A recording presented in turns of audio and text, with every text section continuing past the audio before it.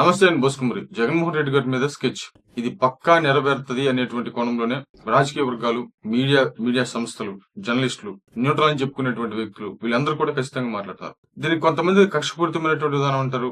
రకరకాలైనటువంటి వర్షన్స్ రకరకాలుగా కనపడుతున్నారు. అసలు ఇంతకు జగన్మోహన్ రెడ్డి గారి మీద జరగబోయేటువంటి స్కెచ్ ఏంటి? ఆయన్ని అరెస్ట్ చేస్తారా, లేకపోతే ఆయన మీద కేసులు పెడతారా?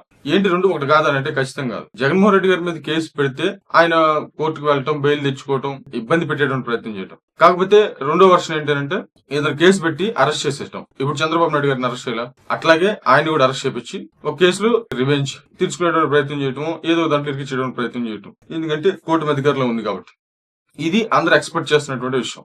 ఖచ్చితంగా చంద్రబాబు నాయుడు గారిని అరెస్ట్ చేయించాడు కాబట్టి జగన్మోహన్ రెడ్డి గారిని కూడా ఖచ్చితంగా అరెస్ట్ చేయించాలి.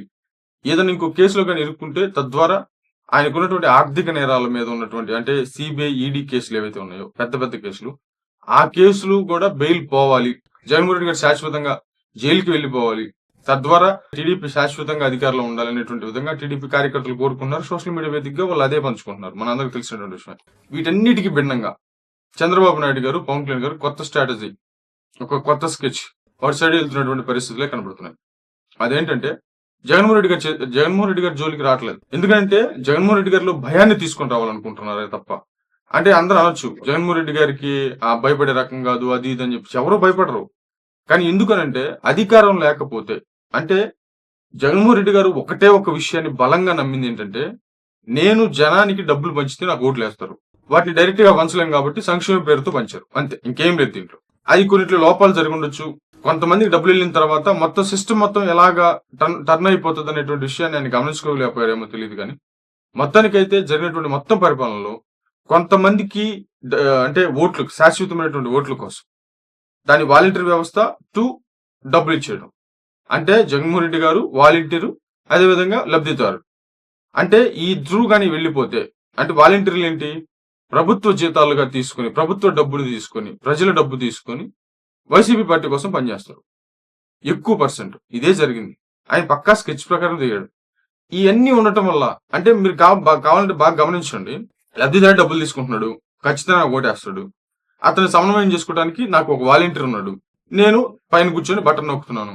ఇంకేం కావాలి ప్రజలకి? అమ్మఒడి ఇదిగో ఇన్ని కోట్ల మందికి, లేకపోతే రైతు భరోసా ఇన్ని కోట్ల మందికి, ఒక 2 కోట్ల ఓట్లు టోటల్ గా ఆయన కానీ ఒక ఎస్టిమేషన్ వేసుకొని ఇంక వేస్తే చాలు, ఖచ్చితంగా మనం గెలిచవచ్చు. లేదా 1.5 కోట్లు నాకు ఓట్లు వేస్తే చాలు. 1 కోటి మంది ఖచ్చితంగా ప్రతి ఒక్కరికి కార్యకర్తలు ఉంటారు పెద్ద పార్టీలు అనేటువంటి వాళ్ళకి. మిగతా అటు ఒక 20 లక్షలు 15 లక్షల్లోనే తేడా జరుగుతుంటది అంతే. 1 కోటి మంది ఖచ్చితంగా ఏ పార్టీకి వాళ్ళకు ఉంటారు.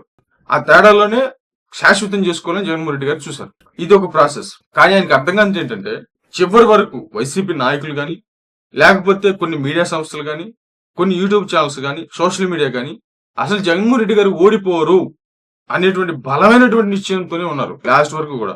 ఇంత ఘోరమైనటువంటి ఓటమి ఎవరు ఎక్స్పెక్ట్ చేయలేదు. నిజంగా ఎక్స్పెక్ట్ చేయలేదు. అంటే చాలా నిగూఢంగా జరిగింది ఇది. అంటే ఒక రకంగా చెప్పంటే ప్రజల్లో ఉన్నటువంటి కోపాన్ని కూడా భయపెట్టలేకపోయారు. దీనికి కారణం ఏంటంటే ఆయన ప్రతిదీ నేను డబ్బులు ఇస్తున్నాను, నేను ఇంకేమైనా చేసుకోవచ్చు, ఇదే జరిగినటువంటి పరిపాలన టోటల్ గా. కాబట్టి అధికారం లేకపోతే కార్యకర్తలు పడేటువంటి ప్రాబ్లమ్స్ ఎలా ఉంటాయో, నాయకులు పడేటువంటి ప్రాబ్లమ్స్ ఎలా ఉంటాయో, నాయకత్వం లేకపోతే మనల్ని ఎలా చూస్తారో అనేటువంటి విషయం జగన్మోహన్ రెడ్డి గారికి ఇంతవరకు అనుభవం లేదు. కాకపోతే వాళ్ళ నాన్నగారు మరణించిన తర్వాత కొన్ని ప్రాబ్లమ్స్ జరిగి ఉండొచ్చేమో, అది వేరే కోణం. కేంద్రానికి ఆయనకి జరిగినటువంటి లాలూచి విధానాలు. కానీ ఒకసారి ముఖ్యమంత్రి అయిపోయిన తర్వాత, ప్రతిపక్షంలోకి వచ్చిన తర్వాత కంప్లీట్ గా మన పరిపాలన చూసి, అంటే ఇంతకు ముందు ఫస్ట్ ప్రతిపక్షంలో ఉన్నాడు, మన పరిపాలన చూసి తర్వాత కార్యకర్తలు నాయకుల పరిస్థితి ఏంటి అనేటువంటి విషయం నిజంగా జగన్మోహన్ రెడ్డి గారికి అనుభవం లేదు, ఎక్స్పీరియన్స్ లేదు. ఇప్పుడు అవుతుంది అది. అంటే మనం అధికారంలో ఉన్నప్పుడు మనం ఏదైతే చేస్తామో నెక్స్ట్ మనకు కూడా అదే వస్తుంది. కాబట్టి ఏదన్నా ఒక కార్యకర్తను మనం ఇబ్బంది పెడితే, మన కార్యకర్త మన అధికారం పోయిన తర్వాత ఇబ్బంది పడతాడు. ఈ విషయం ప్రతి పార్టీకి అర్థం కావాలి అనేది తీసి పక్కన పెట్టినా, ముందు వైసీపీ పార్టీకి అర్థం ఎలాగైతే మాత్రం కూటమి చేస్తుంది. అంటే ఆయన అరెస్ట్ చేయించాలనో, లేకపోతే ఆయన జైలుకి పంపించాలనో ఇది మాత్రం ఖచ్చితంగా లేదు.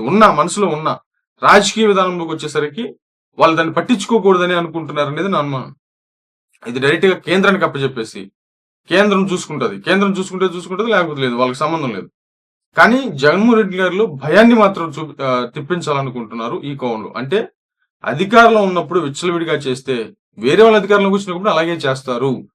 నీకే కదా అధికారం ఉండేది, అవతలోళ్ళకి కూడా అధికారం ఉంటుంది అనేటువంటి విషయాన్ని జగన్మోహన్ రెడ్డి గారికి గుర్తు చేయటం. ఈసారి ఒకవేళ మళ్ళీ ఎప్పుడన్నా గాని జగన్మోహన్ రెడ్డి గారు అధికారంలోకి వస్తే ఇలాంటి విధానాలు లేకుండా, అంటే బూతులు తిట్టించడం, విపరీతంగా ఇష్టం వచ్చినట్టు మాట్లాడటం, ఒక అరాచకమైనటువంటి విధానాన్ని చేయకూడదు అనేటువంటి విషయాన్ని ఒక రిలీజ్ అవడం. అంటే మీకు ఎగ్జాంపుల్ చెప్పాలంటే ఒకానొక టైంలో చంద్రబాబు నాయుడు గారు ఉద్యోగస్తులను అల్లాడిచ్చేసాడు. అసలు మామూలుగా అల్లాడించలేదు, పరిగెత్తిచ్చేసేవాడు.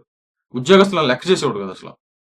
మరి అలాంటి ఉద్యోగస్తుల జోలికి వెళ్తే ఏం జరుగుతుంది అనేటువంటి విషయం చంద్రబాబు నాయుడు గారికి అర్థమైంది కాబట్టి నేను ఇంక మీ ఉద్యోగస్తుల జోలికి రాను అని చెప్పాడు ఒక టైంలో. ఇప్పుడు అసలు జగన్మోహన్ రెడ్డి గారు చాలా మంది జోలికి వెళ్ళాడు, అలాగే ఉద్యోగస్తుల జోలికి కూడా వెళ్ళాడు. అదనమాట. ఏదైనా కూడా అంటే తప్పులన్నీ కామన్ గా జరుగుతుంటాయి. వాటిని సరిదిద్దుకోవటంలోనే విషయం ఉంది. కానీ ఇప్పుడు కూటమి అయితే మాత్రం ఎట్టి పరిస్థితుల్లో రాష్ట్ర విధానంలో మాత్రం ఏం చేయకూడదు అనేది మాత్రం ఉంది. ఆయనకి భయాన్ని పరిచయం చేయాలనుకుంటున్నారే గానీ జైలుకి పంపించాలనుకోవట్లేదు అనేది మాత్రం నాకు క్లియర్ గా అర్థమవుతున్న విషయం. బట్ ఏమైందో బట్ నా అంచనా తప్పు అవ్వచ్చేమో. కానీ కేంద్రానికి అప్పచెప్పేటువంటి ప్రయత్నం చేస్తున్నారు ఎక్కువగా. మరి ఏమైతే చూద్దాం.